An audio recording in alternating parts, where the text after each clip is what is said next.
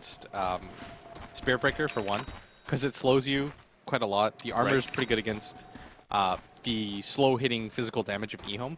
Like, I think the Frost armor is actually going to be especially good this game.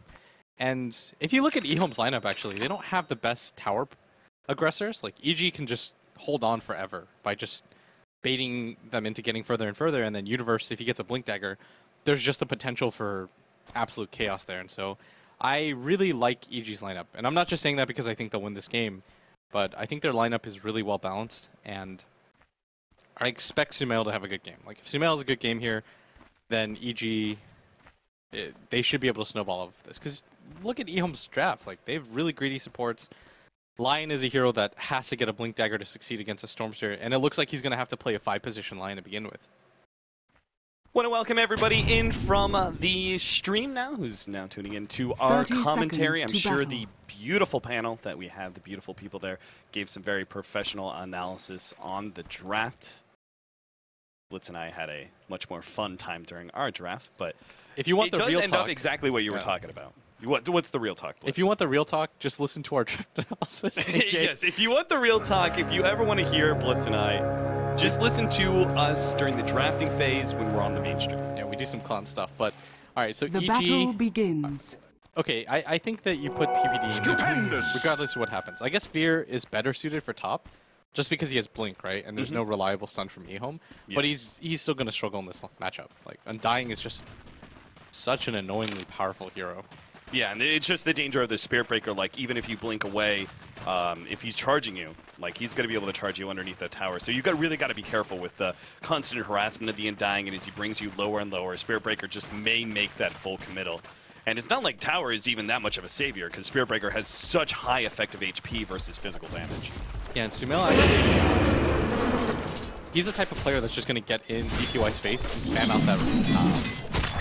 that spell right here, and he knows that CTY can't CS from this range. Look, he's just giving him the right click nonstop. Like, I think he even dropped the right there. Yeah, he almost overcommitted there. That was a really good play from Sumail, reading that opportunity, knowing, okay, he's going to come back. He really needs this last hit, but if he actually misses it, I can easily get the kill. Sumail is going to drop him once again. CTY is just being forced to burn through these tankos and is missing so much CS in the meantime. Yeah, this is why the matchup is so difficult. The Storm just decides to play up on you at all times. It's really hard for the Bloodseeker to respond with anything. And you notice that Sumail doesn't even bother going for denies or anything like that. He's just trying to pressure him as much as possible. Like, he steps forward like that, even if he has no kill potential, just to zone him out. Enough about the intricacies of the Stormsphere matchup, because nobody cares about that, but the ward actually gets eaten. Alright, this is just like a ward-eating frenzy at bottom. It just, like, traded sentries like crazy. It's really weird.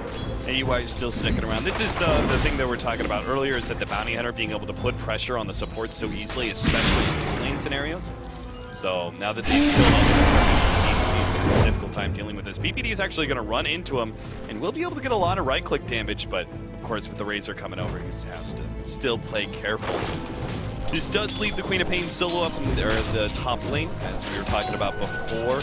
Our Spirit Breaker should find an invis route, so maybe they can find an opportunity to go on Fear. He's only sitting on 435 max HP right now. Yeah, he's really struggling against this lane, and we expected that though, right, to begin with, because watch the first hit bash. Undying, no 17%. There's no way. He would have to bash him like 4 times, and then Fear would have to blink within vision to continue the charge. Like, it's really unlikely they kill him, but being annoying, yeah, they can accomplish that really easily. Sumail gonna do some bottle crowing here, just really ensure he can keep the pressure up on CTY. You can see CTY multiply dropping down below. And I think a big part of this is, again, what we talked about earlier, is the fact that no one from the side lanes of Evil Geniuses is dropping any HP. Yeah, and it's more just that CTY can't get enough creeps in a row to be able to get CS. And now you're seeing the advantage, 18 CS to 7. If you're a Storm, you want at least, like, getting 30 by 5 minutes means that you're guaranteeing yourself, if you want it, treads and a bottle by the time nighttime is halfway over, meaning that pretty much everybody... Nice, Sumail just got that deny on CTY. He's going for the Blood Right kill. On the top lane, they're making a big dive, and they will be able to pick up the first one. As well. Nice pickup, and CTY also dies in middle. Sumail's able to force that one out. Oh, rough time for these lanes. Sumail now brings back his bottle. CTY is just completely stuck out of this now. With Sumail about to pick up his level 6, I'm not sure how he's ever going to be able to pick up more CS. Do you think that like a health potion would have actually made a difference there for the Bloodseeker in the laning phase and being able to rapidly get up to full HP? Because what you were saying there is like he couldn't get enough CS in a row to be able to continue his snowball. You're basically saying he couldn't get up the full HP, right? And in order to make sure he felt comfortable every CS pushing forward. Is that part of that, the Tango, the slow buildup of HP from Tango just isn't good enough? No, I think it more has to do with the fact that CTY is getting hit by too many times. Like, it's not even like the activation time is too short for you to dodge it. Like, it's just hitting him too many times. I know I'm focusing a lot on this mid matchup, and it's not just because it's a Storm Spirit.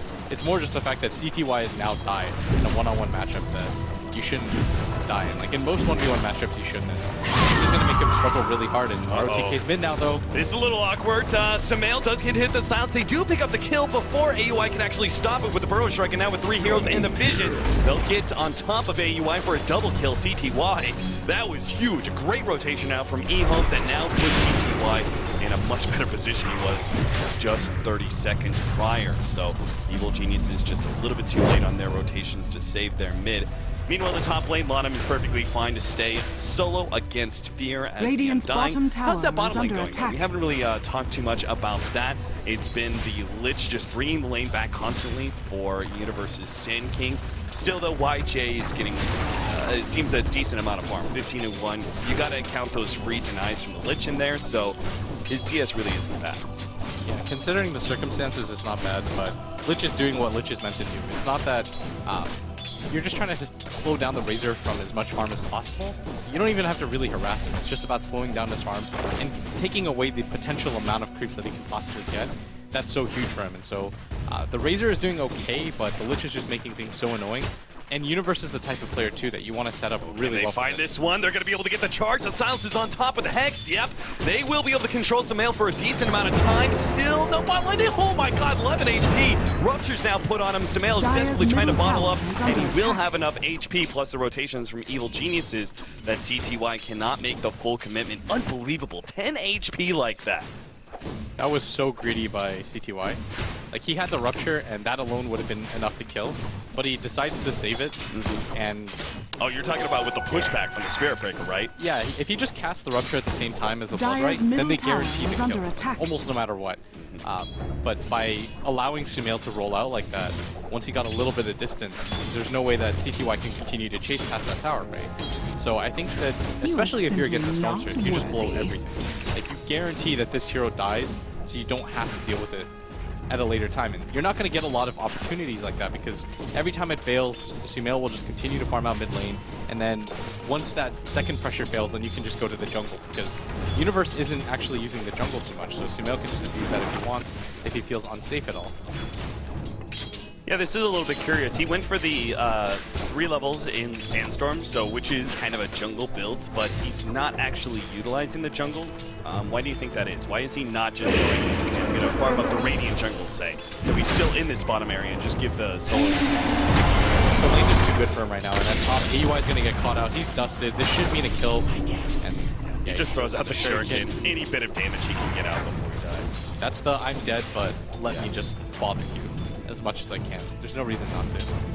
Maybe this is another reason why they're really willing to run the Bloodseeker as a mid-Radiant up against the Storm Spirit is because he's Radiant Side. He's able to utilize, similar to the SF, utilize those camps that are so nearby. Yeah, I think that has a large portion of why that is. They're going to make another attempt here mid, but CTY... Yeah, he gets a ball lightning jump. Mel got caught once and just barely lived. He's going to keep a keen eye out for that Spirit Breaker. EHOME's doing a really good job of pushing. I think if they hit that second kill, it would have been fantastic, but even without that, they're doing a good job of slowing down a hero that they don't have too many counters for, which is the right idea. Like, just pressure him as much as you can in the lane, slow down his farm so he can't get a really quick Bloodstone, and just extend the game time for yourself in mid. He might actually die for this. Yep, they're going to catch him this time around. The silence guarantees they get the kill. If at first it doesn't succeed, try again. Nice. What synergy we have. Yep. That was like the 5th time they went for it, and they're just like, we're just going to keep doing this. And Sumail's like, are you serious right now? Like, how do you justify doing this for the 5th time? But this is actually comes back. This is a point that we were talking about very early on in some of our casts during the group stages, in even the wildcard matches. Razor and Viper, talking about Gyrocopter as well. Core heroes that are able to sit alone in their lane because they're either just tanky enough or they put enough offensive pressure on the offlane or whatever it is, right? They're willing to group 3 different heroes there in middle because why the hell not? RTK is going to be dropping low here as EG do make a big rotation out. And RTK will go down for the last couple right clicks, but at the same time, CTY comes in with a rupture. Sand King actually had to TP out because he was too low. Sumail still has a lot of mana though, but it's actually going to make it harder for the Razor, but there goes the heal out from Lana, but the damage from Fear is still enough. Now Sumail is running out of mana, but he's still healthy enough to be able to battle up against CTY. Looks like Lana will be able to get the kill on Sumail to start things off. The tombstone is just too big. In fact, if anything, AUI is going to be caught as well as DDDC comes in from the side with a Hex. And that actually turns out to be a fight that I think EHOME won. It's really close. It was a 3 for 3. No, Evil Geniuses actually came out on top with golden experience. yeah, but it was still, I mean, that was perfect play by EHOME and salvaging that, because that could have been 10 times worse. Like, the Queen of Pain comes in by Fear, perfect Sonic Wave, hits everything in its path, but then the Undying's there to get the putback kill onto the Storm Spirit, so you're just trying to slow down the Storm Spirit even more, and even with Fear getting those kills, it's not like his farm is insane. All he has is the treads right now, and so EHOME is just doing a good job of minimizing the damage as much as possible, and I mean, EHOME, they're doing a good job right now. They are leading in net worth, but that could all change since Universe has some jungle stacks to go to, and now that he realizes the danger that bottom lane was just in, I think he's just going to be content to farm the jungle now. Like, before, lane was going absolutely fantastic, so he can just sit in the middle of the lane in Sandstorm, but in this type of position where it's worth it to make those rotations by EHOME, then he should move out. You could see at level 7 he now goes for the epicenter because he is so close to his Blink Dagger. The first reveal of that Blink Dagger, who's your best option? Is it Bloodseeker? Yeah, I think you go for wherever the Bloodseeker is. Going for the... showing it off for the first time and just grabbing a support probably isn't worth it. The thing is, we see CTY do this every single time. He just immediately goes to the jungle whenever he falls back whatsoever, and just makes quick use of this. Because Bloodseeker with Treads and a Quelling Blade jungles so quickly, and we actually see this as well, is that EHOME decided to go for the smoke. They're trying to set up for somebody in mid, because they anticipate Sumail coming in, and that's why you see the Lion and the Bloodseeker being the ones to smoke up and not anybody else. And YJ's going to push this in, and Sumail has no idea. He's got a pre-jump for this one. And Charlie catching him out with the silence on top. It's just a simple 1-2 combination. The Hex into Bloodbright that kind of guarantees the kill on the Storm Spirit. All that extra damage and control is just excess from EHOME. So Evil Geniuses, they're going to need a lot more rotations if they want to keep this tier 1 tower ahead. As talking about it just last series. Oh, they've got a blink and a smoke on Universe. This could be what turns it around for them here in mid. Here comes the epicenter going straight for CTY. First strike, Sonic Wave over the top. PPD drops the chain front as well, which bounces over to the Razor. You come in for better luck there. RTK controls Fear a bit. They do manage to get the Finger of Death to kill AUI. PPD run down by zombies, perhaps needs some help. Universe, he will survive in the end. A 3 for 1, make that maybe 4. Yep, Sumail jumps in into Storm Spirit to catch Lana at the tail end of the fight. Middle tower is under EG are a type of lineup where if one person doesn't succeed, somebody does. In this case, EHOME did such a good job of shutting out Sumail with the constant gank pressure that it was up to Fear. But then Fear got dual lane to top, so he was having such a hard time. And then so it's Universe, who comes in with the Blink Dagger. I mean, I thought he was just going to get one kill with the initial reveal, but with that smoke, EG demonstrate that they're willing to take a 4v5 fight as long as they have the positioning advantage. And that Lich Chain Frost bounce was so fortuitous. The fact that it went over to the Razor that had like 300 HP. Right. That was the dream fight for EG. The stars just aligned for them to be able to take that one. At the same time, I feel like that was a lot on EHOME, just strategy-wise. That was a poor idea. I mean, they should know the Universe is getting close to his Blink Dagger to start with, but they also didn't have the mech out from the Undying. And that is a very critical factor in them winning these early team fights. I mean, they should have that mech advantage over EG. Because you look at their cores, none of them are going to go for an early mech. So, EG right now, they are going to lose this tier 1 tower mid, but they're okay with the trade that they just had. Losing, they're eventually going to get it up, but they got a 4 for 1 trade originally in the original test, so they're going to be pretty happy about that. It does mean that Lan M is going to grab his mech, but I mean, EHOME's in a really weird situation because they can't let that happen. even if you have a mech, letting a Sand King get a multiple hero epicenter stun off is probably going to lose you the fight. Because there's so much follow-up from each. You can have the Storm Zip in, we saw the Chain Frost, you can throw the Sonic Wave, and on top of that, we didn't even see any track kills in that engagement because AUI wasn't quite level 6. If you make those mistakes against EG's lineup, you're just flat out going to lose from the gold difference. So you should never just 5-man into a tower. You've got to smoke. You got to smoke, get a pick off, and then take a tower. Or maybe if you have preemptive vision set up, such as the top lane, like this would be a decent tower to go for only because they have that observer up. But it's only going to last for another 15 seconds, so hopefully the smoke is a little bit more fortuitous for EHOME. But we do have double invis, AUI as well as Sumail. Both invised up, they pop the dust, but AUI and Sumail hold back up in time. Now they're going to go for Universe, who flicks his way to the side. Burrow strikes up ROTK, and now Sumail will make it waiting for more of EHOME to come into the cone area. Will bounce himself away. ROTK pops the ultimate on the Fear, but is still put in a bad position by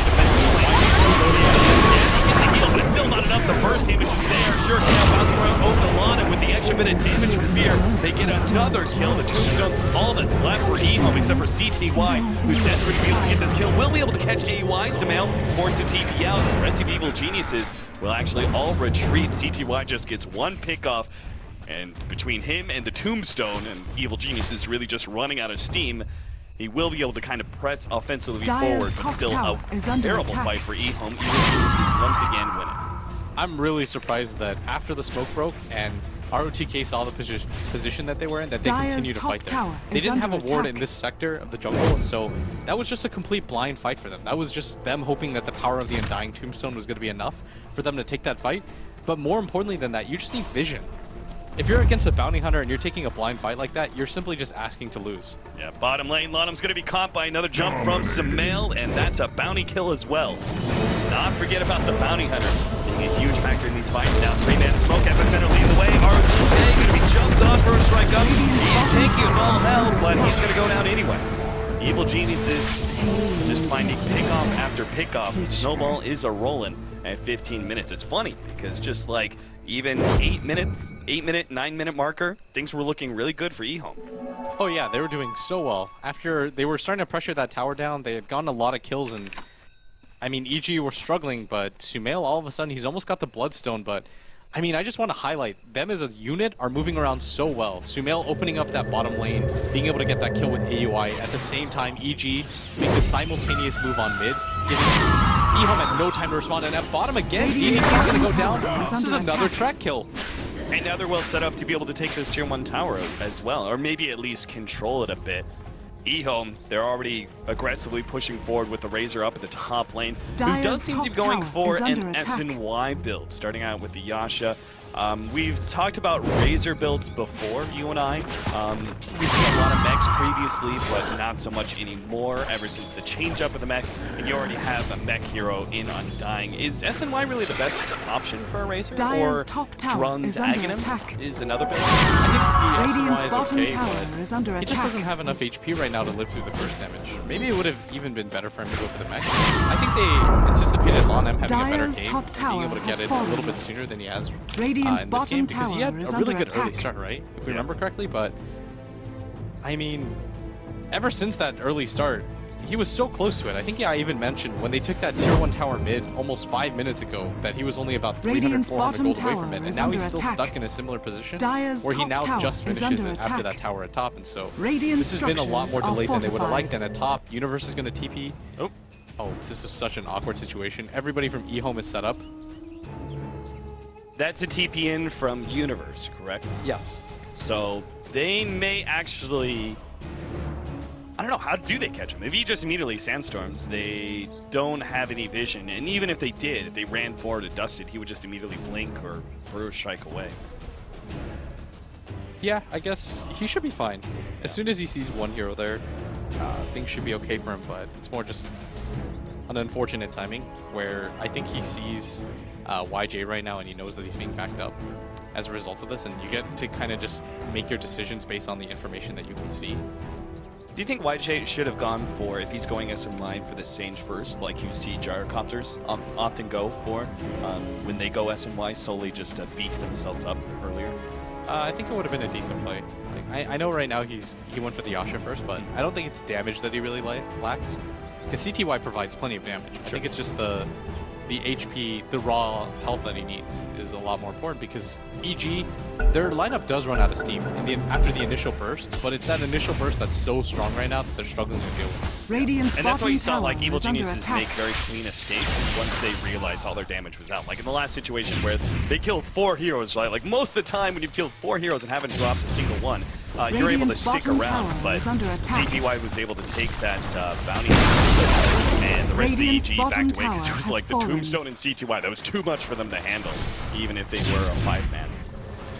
This is the awkward situation that a bounty hunter pick puts you in, because EHOME want to fight because they have a Razor and an Undying, but if you get caught out by another Sand King ultimate plus 4 5-man tracks, the game becomes way too difficult.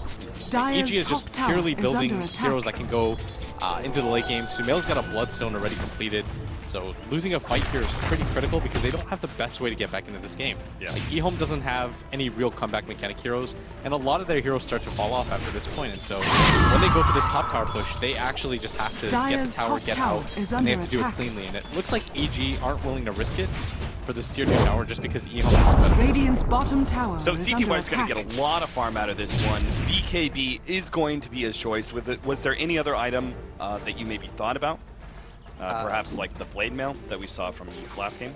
No, because if you just get blind stunned by Universe, then if the Queen of Pain ults you before you can get it off, which is really likely, as you've seen before, then you just lose the fight. And the Chain Frost damage, there's just so much AoE from EG that you can't really risk it. RTK making the charge down to the bottom lane. Fear does have AUI to back him up. And RTK, without much vision, doesn't want to make an overcommitment. Of course, that blind stun potential is still there for the BKB option, right? I mean, yeah, but it's the fact that you're hoping that your team can finally start a fight, and then you can just run in with the BKB blindly. Because right now, the vision advantage is in EG's favor just because they can control the jungle a little bit better than EHOME. So I think that CTY has to go for it. The problem, though, is that EHOME don't have the best catch potential until you have a Blink Dagger on your Lion. Like, if you look at their lineup, they pretty much have to smoke to be able to get a kill on anybody. Otherwise, they're just meandering around this 5 as they can just split up the map and farm. Like, that's the beauty of having both the Queen of Pain and the Storm Spirit, is that if you want to gank both of them at the same time, you can't really, because EHOME only has one hero that can really lock them down. A little bit out of utility. Universe is going to be going for a Yule Scepter after his Blink Dagger, so no like Force Staff or anything like that. Probably a large factor comes down to the Bloodseeker and his presence in the game, but also just generally speaking, another stun is quite helpful versus heroes like Spirit Breaker.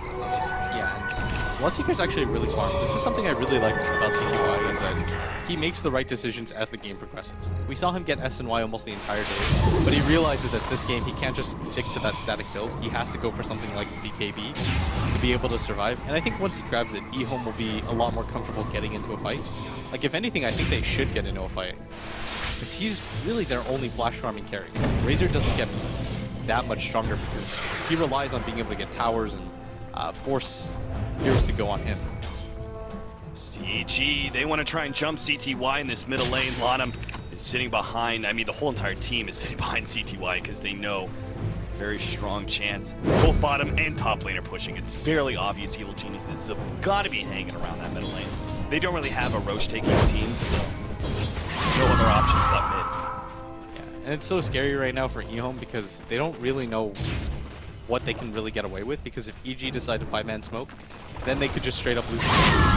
So they have to be really careful, and to their credit, they're doing a really good job. No one's being picked off anymore.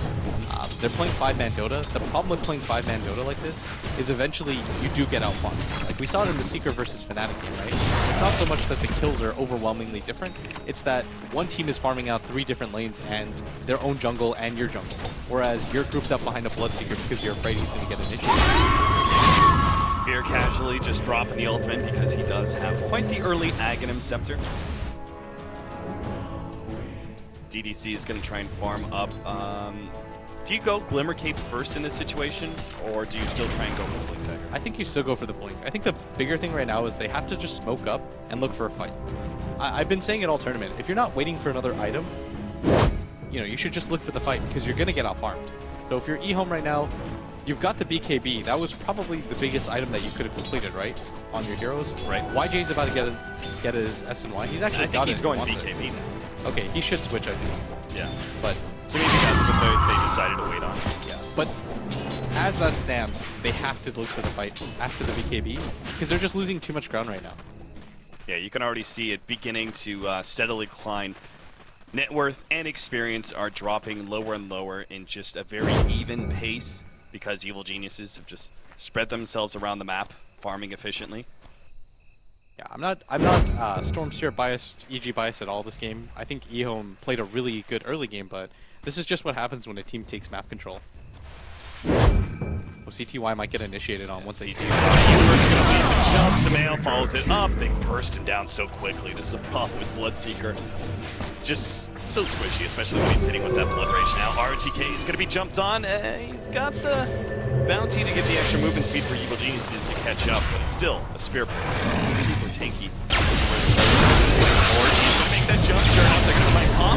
RTK, you can see him taken out. Will be able to go for the Hex. Great Sonic Wave there. But CTY is back, but he's going to try and take out Samael first. They managed to lock him down, but a Bloodstone Suicide just at the tail end of that death. YJ runs forward here, now trying to go for Universe from the back, and from the side, Universe. Oh no, we got backed up at the tail end of that one. No epicenter, the damage is almost there, but a sandstorm is still not enough. They stun him up, Finger of Death goes in as well. AUI hoping to be able to get in shuriken range, but that's not going to happen. CTY wants some more, but Evil Geniuses are healthy enough. He won't be able to pursue. That was such a potential turnaround there with Universe channeling that epicenter if Spirit Breaker did not manage to charge essentially through him because Fear defensively blinked backwards. I mean, that was just happy fortune for EHOME essentially. Yeah, that fight could have been a lot worse. Like, Universe waited in this area this entire time because he knew they forgot about him, and all it took was Spirit Breaker running through to be able to get that. Bottom tower is under attack. Samael, calm down there. Good fight though by EHOME. Like, they stabilize for sure. A lot of it, things fell their way pretty perfectly that the Spirit Breaker manages to catch him, but still, yeah. You're not going to complain. A wand fight is a wand fight, and so 2 for 1 in a situation like this, definitely worth it. And you're completely right. YJ's going for the BKB, and I think at that point, EHOME say enough is enough. We're not going to get picked off. We're not going to let you dictate the pace of the game. We're going to start to get on the aggressive, and that's the item that they choose to wait for. Once again, though, the initiation factor is still there for Evil Geniuses. Do you still base all of your pushes around the smokes? Yes, you have to, because if you just blind go up as 5, you're going to get Sand King ulted on. EG have all the time in the world to prep. You have to catch them from blind. It's not even that Sumail's that tanky. He's got a Bloodstone. He's going to go for the Orchid, nothing like a BKB or a Lincoln. So killing him, you have the potential to do it. You just need to be tanky enough to live throughout the fights. It's going to be another BKB probably coming from ROTK, but he's going to need a lot more time to farm, especially since it's a Spirit Breaker. He's not known to be a particularly flashy farmer. EHOME is still in a pretty comfortable position despite what we were talking about earlier, because they know that EG can't really do the Roshan too early until they get probably a little bit more of an advantage. Right. They don't have the best right clickers, so EHOME knows that if EG go for the Roshan, it's kind of unlikely. Maybe after a wand fight or something like that. Risking it before that point is worth it. So it's easy for them to kind of hold pace, because EG aren't taking any more objectives. You're getting out farmed, but it's not monstrous. It's just an overtime kind of thing. And so if the Razor picks up his BKB at a reasonable timing, which he's going to be really happy. We haven't even mentioned how big of a monster CTY is when it comes to farming. Despite Sumail being able to farm out the entire map, he's capable. Yeah, it looks like he's going back for an SNY, which he's seen multiple times, unless he wants to go for the Manta versus the Orchid. Just out of the factor, like, he can then hold on to his BKB for better scenarios. I think there's too much AoE from Evil Geniuses for him to be able to do that. Okay. Like, they've got That's a good point, yeah. If you channel the epicenter, Manta illusions almost die. So I don't. So SNY, just more stats build. Yeah, exactly. You just want to be able to tank the initial wave, is what it is. So if you can't afford to just go for the straight Scotty, if you get initiated on, what's the point of having a BKB? Don't tell me they're gonna go for a smoke. This is a ward placed by Evil Geniuses not so long ago. AUI, I believe, was the one who planted it. And they're sitting in this area like they've got a counter ward. They're feeling like, okay, yeah, we're good to be able to smoke up in this area, but there's the BKB on the Razor. They're gonna feel pretty confident now, but at top, this is I think forward. Fear, they have Universe sitting on the side. He does have his ultimate. Actually trying to make an interception here. Fear is silenced up. He's going to go for the CB up. But there's the 17%. Fear falls. Orchid now complete on Sumail, but they've lost their other intelligence core. I actually thought more. Oh, CTY just pops the BKB. And what was that play from AUI? He actually showed himself popping out near the tier 1 tower. I thought EG was going to be prepared for that, but good play by EHOME. Like, they read the situation perfectly. They knew that it was very unlikely that Sumail could get there and get into that fight to begin with. CTY unfortunately popped his BKB, and that's now down to 8 seconds. So if you're a fan of EHOME right now, that's got to sting a little bit. 8 seconds is enough right now. Once it gets down to 5, it's going to be a little bit brutal. It just means that you have to win the next fight. Yeah, let's talk about like late game interactions here a little bit. You give Evil Geniuses the late game advantage just because of the initiation and mobility once again? I think I've talked about it before, and Storm's got a lot of counters, but Bloodseeker's not one of them. Like, Bloodseeker can't keep up with the Storm Sphere while it kills your entire team. EHOME just don't have enough heroes that can catch the mobility of Evil Geniuses. You've got 3 heroes that can almost instantly get out in Universe, Sumail, and Fear, and so once that happens, EHOME is going to have to rely on ROTK just going insane. He's got to bash pretty much every single hit to be able to catch everybody from EG. I played plenty of Storm versus Bloodseeker games, especially in this meta, and Bloodseeker just can't keep up. And that BKB, as you said, is such a big factor. Like, 8 seconds is good for now, but later on, 5 seconds. Like, what happens if they just kite him around for 5 seconds? And then... Yeah, exactly. So EG, they've got a DD on their Storm Sphere, so they might feel comfortable. They don't know he's coming, actually. Yeah, he's got the double. He can get the double stun, but Sumail's already shut down. There's no man for strike with Sonic right over the top. There goes one, already down and out. The Undying is dead, and so soon as Fall the Lion. YJ tries to steal some of the damage, but he's going to run out of his BKB soon. 17% onto Sumail. The ultimate being popped as well. YJ dropping lower and lower, but they need a couple more right clicks. No! Now the Berserker comes onto ROTK. They're going to be able to finish him off as well. CTY is desperate to get some cleanup here. They've already bought back on the Undying, but Evil Geniuses are just kiting around CTY forever. EG now going to jump forward once again.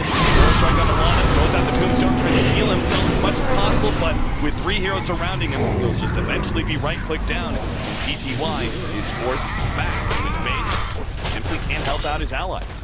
That was maybe a little bit too optimistic to send your heroes in like that. I think if the Lion actually lived in the beginning of that fight, they could have popped Sumail a lot and maybe even win that fight and almost get away with a better trade than they did, but they gave up so many track kills. Sumail even managed to get the deny off. EG don't even lose anything really for that fight. This is going to mean an Aegis for them at the same time. All the buyback on the end of the tank. CTY didn't really get away with anything, so it's not like he's going to be able to snowball as a result of that fight. Sumail's going to come out to pick up an Aegis. Storm might just be the best Aegis carrier. Oh. I think there's very little question who can really beat out a Storm Spirit. It's just so versatile with the Aegis. Jumping in, committing to a kill on a support, and not really caring what happens after that. But EHOME conceivably could have won that fight. Yeah. That's what I still like to see. If Lion had just like run, like you saw the Lion actually ran backwards. Yeah. For a second while he's in. If he just YOLO'd on in, he could have gotten the 2-man stun to set up the whole entire thing. Yeah, that would have. I think that might have actually turned the fight for them and made it so they could have won that.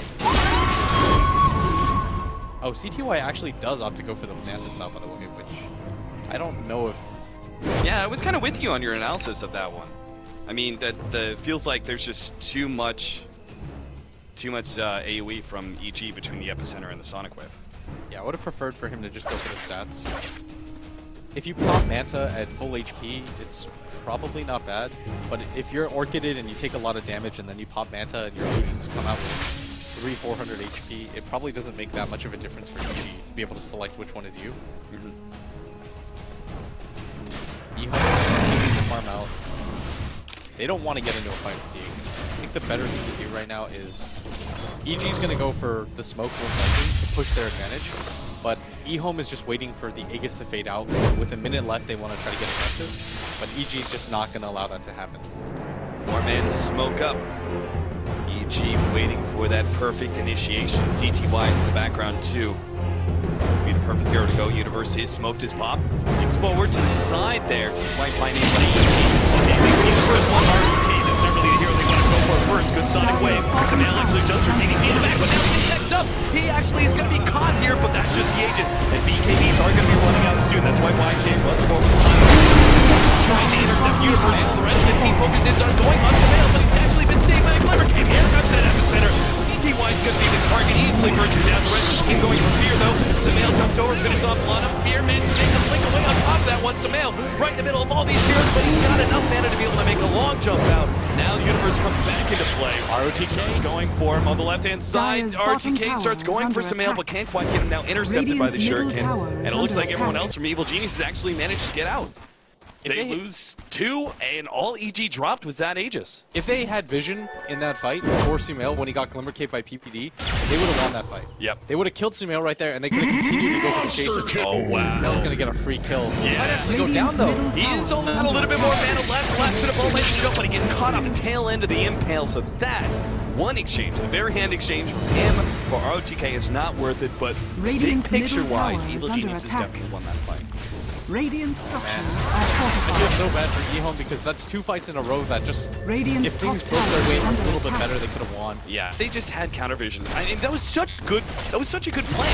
Like YJ, basically utilizing the last couple of seconds of BKB and his natural tankiness runs towards the rest of the team, especially Universe, right? Like, he's trying to address Universe, trying to make sure that back just knock it off, go to epicenter, and the rest of his team just centers on the Storm Spirit. It was such a smart plan. In the middle of such a hectic team fight like that, they immediately made the right call. It's just the prep wasn't there. They didn't have the counter vision. If you look at EG's lineup, they don't actually have physical damage. The Storm Spirit is probably their best physical damage dealer. Fear's gone for the Aghanim Scepter into the Lincoln, a pretty defensive build that heavily centers around his ultimate. Sumail's gonna go for the Shivas, no Hex or anything like that, no Orc. He does have the Orc FPS, but he's the main physical damage dealer. So if they're able to pop Sumail in that fight, get him out of the way, slow down, pull him down, and then chase the rest of EG, they conceivably could have won that fight, and in a pretty dominating fashion too.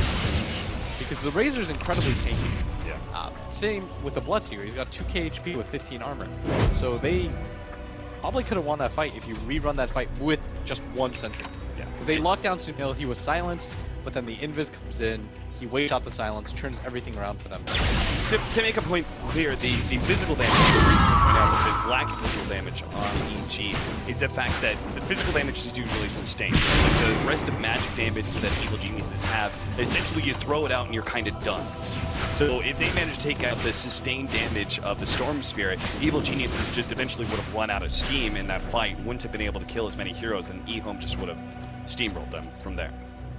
Yeah, you can't really mess up fights against a bounty hunter because things do just get more dire.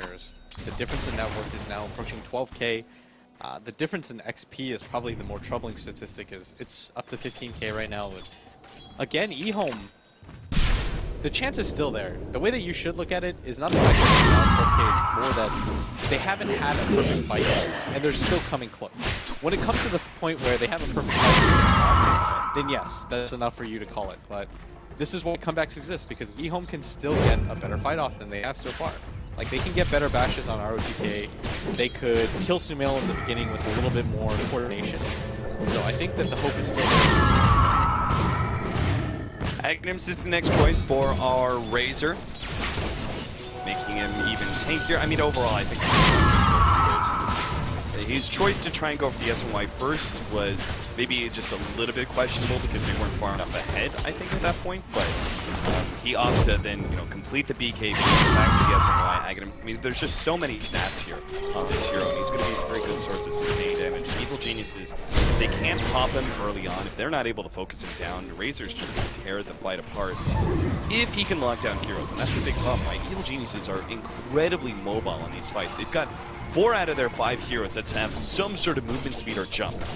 Track being given to every hero. Storm Spirit, Queen of Pain obviously blinking, and then our Sand King with Burrow Strike and Blink as well. AUI's got a blink dagger too, so the mobility of EG should not be underestimated. The key factor here is that if Sumail can get on top of the Lion, he would get rid of his biggest opponent off the bat. Like, a lot of what EHOME's fortunes lie in are how well DDT is positioned. Because right now, it's such a good stop, but this could all change here as EG are set up. But do they think it's just a one-man take off? Arm around, Sumail made a big jump straight for the back background, Lion will manage to take him out. He's running low on mana. The rest of EHOME are talking to BKBs and will be able to lock down PBD, who does have that Glimmer Game to help him survive a little bit longer. CTY is actually looking for more kills. Shane Frost does quite some havoc to EHOME. So lucky on trade. Top by GTY, and Samael's actually running low on men. They're going to try and make a commitment for him. This turns to Samael. He's got a lot of armor things that wiping out the rest of EHOME, and they don't even drop Samael. What a bait from the kid. My God, Evil Geniuses just baited that EHOME out so beautifully. Right, Universe Tower is under attack. If there's an MVP, Universe has just played this game so well. His constant repositioning to get that epicenter off. It's the fact that he doesn't just use it when he sees the opportunity of Sumail going in. He waits out the BKB, he's ever so patient. Sumail trusts his team, zips in, takes all the focus on him. They smell blood. They're like, this is the fight we're going to win. We're finally going to kill Sumail. He's got no mana, but the thing is, he had Shivas, and even if he did die, it was still EG cleaning the fight out perfectly. Universe finally finds that opportunity for that big epicenter. Oh my, might even take this tower down. That was so many crack kills on EY. Just absolutely so rich right now. Radiant's top tower has fallen. Still need another 10 seconds for the Bloodseeker. They may actually be able to make the full commitment to Malarax. No, EG back up. They don't want to take a risk, and I can understand why. They're so far ahead at this point. They should not lose another fight. With Epicenter down, BKB's coming back up for EHOME. I was getting really excited for EHOME. I thought there was a point right there where it just felt like YJ couldn't die. And he was able to survive the initial onslaught. I thought things were going to be able to turn around for them, but that window of opportunity I was talking about where, you know, you're looking for that perfect fight that'll happen is slowly starting to close. You also got to point out Samael's beautiful initiation to start all that off. Like when they jumped YJ, and I thought for a second actually that Evil Geniuses were being baited out by the Razor completely, and they were just like, oh, let's just kill the Razor and back out. But EG knew. I mean, they knew EHOME was sitting behind that Razor, and Samael jumping in with the Shiva's active way to the back, straight where the Lion was. Hit that Orchid on him and immediately popped him. As you said, like, killed the biggest threat to Samael. That's the thing that you should always weigh as any type of mobile initiator is who does the most to you versus how much HP do they have. A Lion has 7 armor and 777 HP, but he does so much to you. Why not just kill him? Here comes in with the side lines targeting. We're going to try and go for the Razor first here. Double BKB's activated to go for Fear. Trying to lock him down, but the Clever came in, blink away. He will get some distance. CTY keeps on going, but Universe is going to pump the epicenter. They actually control CTY and first him down. Now the epicenter comes in. Great for RGK, who's orchid it up. He will go down as well. A lot of pumps too. But what factor is it really this way to get DDC? Universe can that one pick off. Finger of Death is enough to secure that one. But everyone else in EHOME's going to fall. GG win yet another team fight, and GG is the call. EHOME, I think, were just so desperate to find something, and team fight after team fight, they just keep losing and losing. They gotta know they're a drastic net worth behind. The thing is, though, if you're EHOME, you're kind of okay with how you play, because you just set the blueprint for how you can disrupt EG's armor. They ganked Sumail locked in, they put the pressure on him early, they annoyed the hell out of Fear with that dual lane at top, and even that bottom lane, the Razor was doing okay. It was just about that one fight mid where everything started to snowball, and then from there, even the subsequent fights were still sort of close. Yeah, I mean, we can, I'm counting on my hand just at least 5 mistakes that were made from EHOME.